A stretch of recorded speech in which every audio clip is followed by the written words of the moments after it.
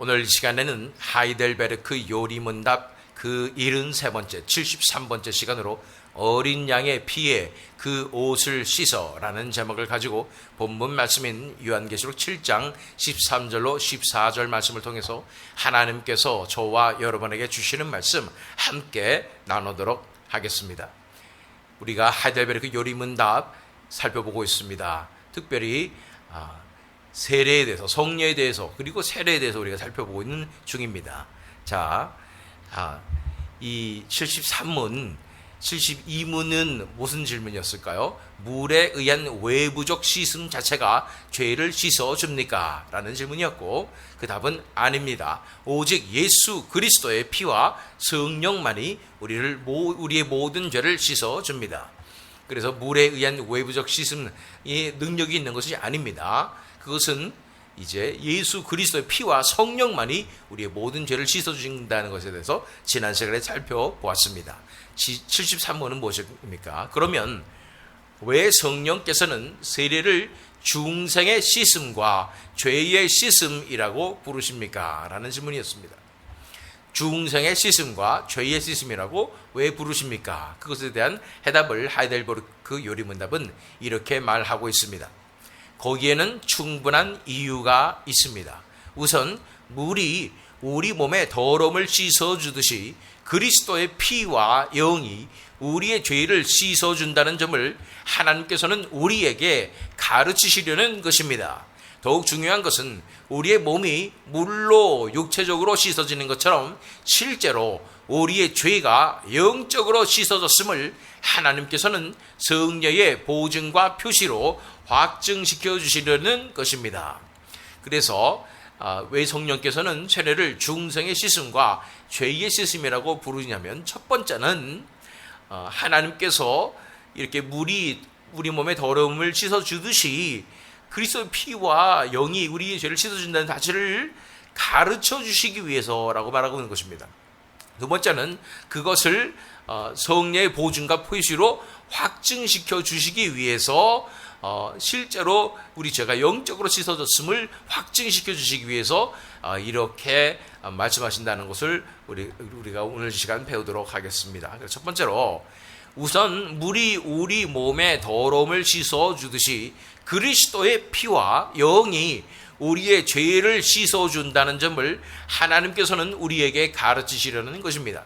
그래서 하나님께서 가르쳐주시는 그리스도의 피로 우리 죄를 씻어준다는 그 측면에서 요한계시록 1장 5절 말씀을 읽어보면, 또 신실한 증인이시요 죽은 사람들의 첫 열매이시요 땅 위의 왕들의 지배자이신 예수 그리스도께서 내려주시는 은혜와 평화가 여러분에게 있기를 바랍니다. 예수 그리스도께서는 우리를 사랑하시며 자기의 피로 우리의 죄에서 우리를 해방하여 주셨고 라고 말씀하고 있는 것입니다. 예수 그리스도의 피로 우리를 씻어주셨을 뿐 아니라 예수 그리스도의 피의 능력, 보혈의 능력으로 우리를 죄의 권세에서 해방시켜 주신 것입니다. 예수 그리스도의 보혈의 능력으로 이 죄의 권세를 멸하신 것이 바로 예수 그리스도께서 하신 일이라는 것입니다. 그러므로 예수 그리스도의 피만이 우리를 깨끗이 씻을 수 있다는 것입니다. 또한 고린도전서 6장 11절 말씀을 읽어보면, 여러분 가운데 이런 사람들이 더러 있었습니다. 음행의 죄악을 저지른 사람들이죠. 그러나 여러분은 주 예수 그리스도의 이름과 우리 하나님의 성령으로 씻겨지고 거룩하게 되고 의롭게 되었습니다. 예수 그리스도의 이름으로, 그리고 하나님의 성령으로 씻겨지고 거룩하게 되고 의롭게 되었다고 말씀하여 주시는 것입니다. 그래서 성령께서 세례를 중생의 씻음과 죄의 씻음이라고 하는 이유는, 첫 번째는 그리스도의 피와 영이 우리의 죄를 씻어준다는 점을 하나님께서 우리에게 가르치시는 그 목적이고, 두 번째는, 더욱 중요한 것은 우리의 몸이 물로 육체적으로 씻어지는 것처럼 실제로 우리의 죄가 영적으로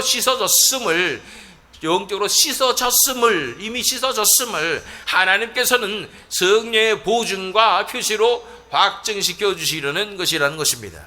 이 보증과 확증의 의미로 이 세례를 주신다는 것을 우리는 살펴보았습니다. 계속해서 사도행전 2장 38절 말씀 읽어보면 베드로가 대답하였다. 회개하십시오. 그리고 여러분 각 사람은 예수 그리스도의 이름으로 세례를 받고 죄의 용서를 받으십시오. 그리하면 성령을 선물로 받을 것입니다.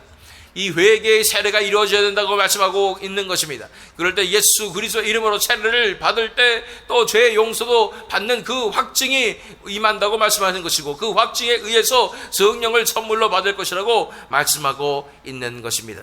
더 나아가서 로마서 6장 3절로 4절 말씀을 읽어보면 세례를 받아 그리스도 예수와 하나가 된 우리는 모두 세례를 받을 때에 그와 함께 죽었다는 것을 여러분은 알지 못합니까? 그러므로 우리는 세례를 통하여 그의 죽으심과 연합함으로써 그와 함께 묻혔던 것입니다. 그것은 그리스도께서 아버지의 영광으로 말미암아 죽은 사람들 가운데서 살아나신 것과 같이 우리도 또한 새 생명 안에서 살아가기 위함입니다. 세례를 받을 때에 우리는 그리스도 예수와 하나가 되어서 함께 죽었다고 말하는 것입니다. 함께 묻혔다고 말하는 것입니다. 그러나 예수님께서 부활하신 것처럼 우리도 새 생명 안에서 살아가게 된다고 말씀하는 것입니다. 이것이 바로 세례의 의미에 대해서, 세례의 의미인 것에 대해서 우리는 지속적으로 지난 몇 시간 통해서 계속해서 살펴보게 된 것입니다. 자, 다시 한번 오늘 73문을 살펴보면, 그러면 왜 성령께서는 세례를 중생의 씻음과 죄의 씻음이라고 부르십니까? 거기에는 충분한 이유가 있습니다. 우선 물이 우리 몸의 더러움을 씻어주듯이 그리스도의 피와 영이 우리의 죄를 씻어준다는 점을 하나님께서는 우리에게 가르치시려는 것입니다. 더욱 중요한 것은 우리의 몸이 물로 육체적으로 씻어지는 것처럼 실제로 우리의 죄가 영적으로 씻어졌음을 하나님께서는 성령의 보증과 표시로 확증시켜 주시려는 것입니다. 이것에 대해서 오늘 본문 말씀인 요한계시록 7장 13절 14절을 통해서 더욱 깊이 묵상하기를 원합니다. 장로 중 하나가 응답하여 나에게 이르되 이 흰옷 입은 자들이 누구며 또 어디서 왔느냐. 흰옷 입은 자들이 있다는 것입니다. 그 흰옷 입은 자들은 어디서 온 사람들입니까? 라고 물어보고 있는 것입니다. 14절 말씀에 이 사도 요한이 대답합니다. 내가 말하기를 내 주여 당신이 아시나이다 하니, 이제 그 장로 중에 하나가 대답합니다. 그가 나에게 이르되 이는 큰 환난에서 나오는 자들인데 어린 양의 피에 그 옷을 씻어 희게 하였느니라. 여기에서 어린 양의 피에 그 옷을 씻어 희게 하였다는 표현을 하는 것을 보게 됩니다. 흰옷을 입은 자들, 밝고 빛나는 흰옷을 입은 자들이 나올 때 얼마나 찬란하고 아름다운 그리고 영광스러운 모습인지 모르겠습니다. 그래서 어떻게 이들은 이 흰옷을 입을 수가 있겠습니까? 마치 혼인 예식에 예복을 차려 입은 것처럼 그렇게 밝고 빛나는 흰옷을 입은 자들, 또한 요한계시록에서 뒤에 나오는 바로 예수 그리스도의 군대들 흰옷을 입고 흰 세마포 옷을 입고 그것이 군복이 되어서 백마를 타고 이제 출정하시는 예수 그리스도를 따르는, 말을 타고 따르는 그 무리들도 이 흰옷, 이 흰 세마포 옷, 이것이 어디서 왔냐고 물어보는 것이고, 그것에 대한 대답은 어린 양의 피에 그 옷을 씻어 희게 하였다고 말씀하고 있는 것입니다. 놀라운 사실은 이 흰옷이 새로운 유니폼으로 그들에게 브랜뉴로 주어진 것인 줄 알았는데, 원래 헌옷 같은 옷인데 어린 양의 피에 그 옷을 씻어서 희게 하였다고 말하고 있는 것입니다. 우리의 입은 옷은 아주 추악하고 더러운 옷입니다. 도저히 하나님 앞에 갈 수도 없는 그런 누추한 누더기 같은 그런 옷인 것입니다.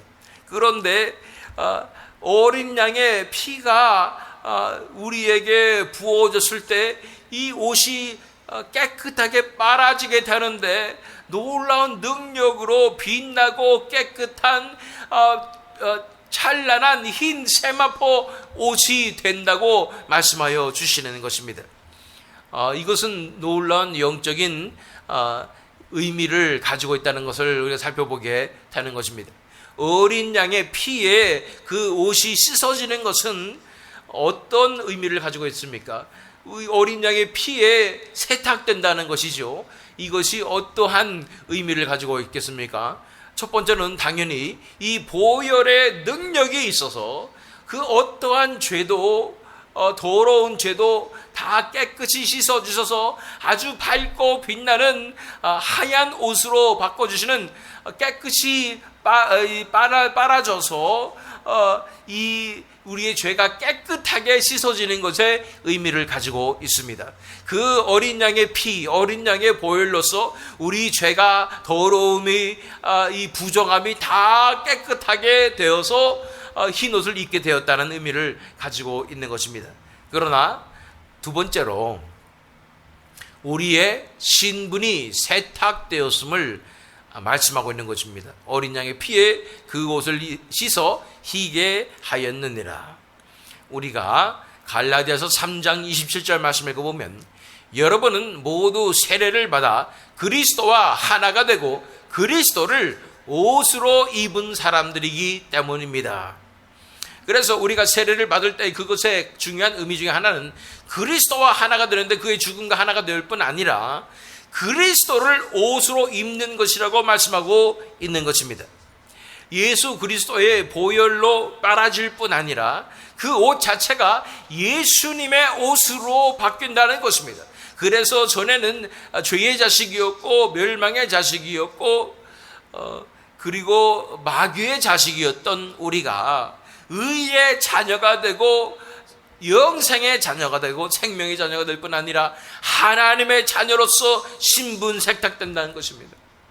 그전에는 우리가 실패한 아담의 후손같이 그렇게 살아가고 있었다면, 이제는 승리하신 예수 그리스도의 제자로서 완전히 신분이 세탁된다는 것입니다. 그것이 바로 예수 그리스도의 피로 우리의 옷이 씻겨진다는 그 중요한 의미가 되는 것입니다. 거기에 지나지 않습니다. 세 번째는 어린 양의 피에 우리가 씻어진다는 것은, 그 옷이 씻어진다는 것은, 세탁된다는 것은 무엇을 의미하냐면 바로 예수님과의 진정한 연합에 대해서 말씀하는 것입니다. 우리 이 본문 말씀인 요한계시록 7장 13절 14절 말씀 보면, 장로 중 하나가 응답하여 나에게 이르되 이 흰 옷 입은 자들이 누구며 또 어디서 왔느냐? 내가 말하기를 내 주여 당신이 아시나이다 하니, 그가 나에게 이르되 이는 큰 환난에서 나오는 자들인데 어린 양의 피에 그 옷을 씻어 희게 하였느니라. 그들이 환난에서 나온다고 말하고 있는 것입니다. 예수님과의 진정한 연합의 의미가 있는 것입니다. 그것은 피의 연합인데, 그 피의 의미는 바로 그 고난에 동참하며 그 고난에 연합한다는 것입니다. 환난 가운데서 나온 자들은 그와 함께 십자가에 동참하는 자들이라는 것입니다. 그와 함께 예수 그리스도와 함께 피를 흘리는 자들이라고 말씀하고 있는 것입니다. 예수 그리스도의 고난에 동참하며 핍박에 동참하며 우리를 위해 당해주시는,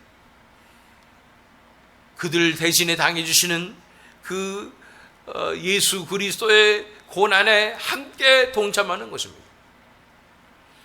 우리 신자들이 예수 그리스도의 죽음과 연합되며 고난과 십자가에 연합되며 살아가게 될 때 그들과 함께 하시는 예수님을 바라보게 됩니다.